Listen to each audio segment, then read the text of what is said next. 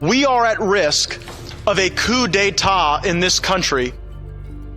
So I made my last video in which I was quoting Stealth Jeff from Twitter at the risk of sounding very naive. And I want to make something extremely clear. I understand that the New World Order in the deep state that is has at its deepest roots a very strong sense of self-preservation. And Robert Mueller is an amoral legal assassin, according to our friends at LaRouche. And when I made the video yesterday, citing Stealth Jeff's breadcrumbs that lead us to believe that maybe all of these sealed indictments, by the way, there were 17, now there's 34 sealed indictments in Washington, D.C., and an additional 50 sealed indictments in Eastern Virginia.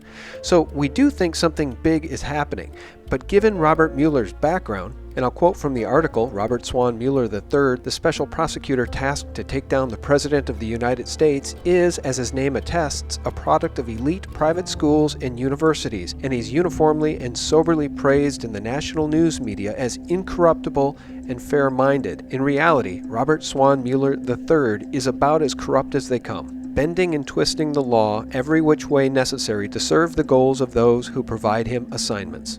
If you walk through Mueller's career based on what is readily and publicly available, it is a trail of prosecutorial misconduct, including what former Senator Bob Graham calls aggressive deception of the U.S. Congress and the public concerning the events of September 11, 2001, and includes a major role in the creation of the post-9/11 surveillance state, which has eviscerated and destroyed the Fourth Amendment and the rest of our Constitution's Bill of Rights.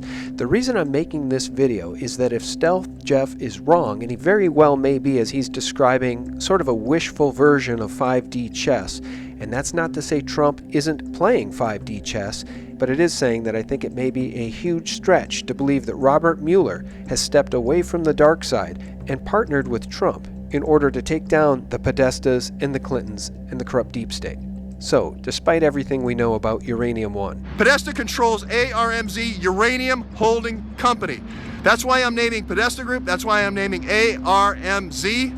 That's why I'm naming the DNC. That's why I'm naming the Iwan spy ring. That's why I'm naming Hillary for America. Despite everything we know about Fusion GPS turning over 7,500 blank documents, the admissions from Donna Brazile that the entire primary was rigged for Hillary Clinton, who had an agreement in writing before she was even the nominee. This Victory Fund agreement, Brazile notes, had been signed in August 2015, just 4 months after Hillary announced her candidacy, and nearly a year before she officially had the nomination. Now that Donna Brazile has come forward and said, hey, there was this HFA agreement that was signed on August the 26th, now everybody has to change their story.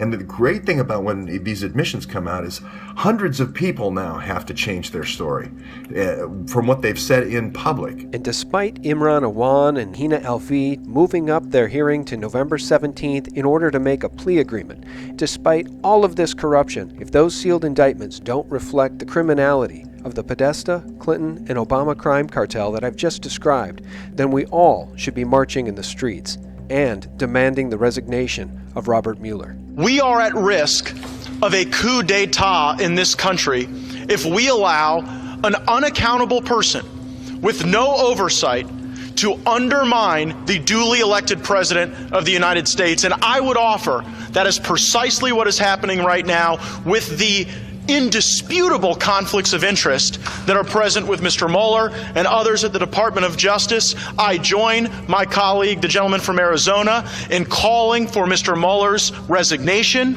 or his firing. Moreover, we absolutely have to see the Department of Justice appoint a special counsel to look into the Clinton Foundation, the Uranium One deal, and the Fusion GPS dossier. There's so many scandals, we have to separate them. Number one, there's the Uranium One deal. That's treasonous, okay? We have to deal with that. Second, there's the dodgy dossier, which is about Russian disinformation being used to slander Donald Trump. And then, thirdly, there's James Comey using that disinformation to create a special prosecutor trigger that is used to investigate the president. And then lastly, the fourth story is Fusion GPS. So we had Russian operatives in this country. Our department, Eric Holder knew about it. Right. They knew about bribery, kickbacks, extortion, money laundering. I want to know where the money really came from. that went to the Clinton Foundation. I want to know where that money came from.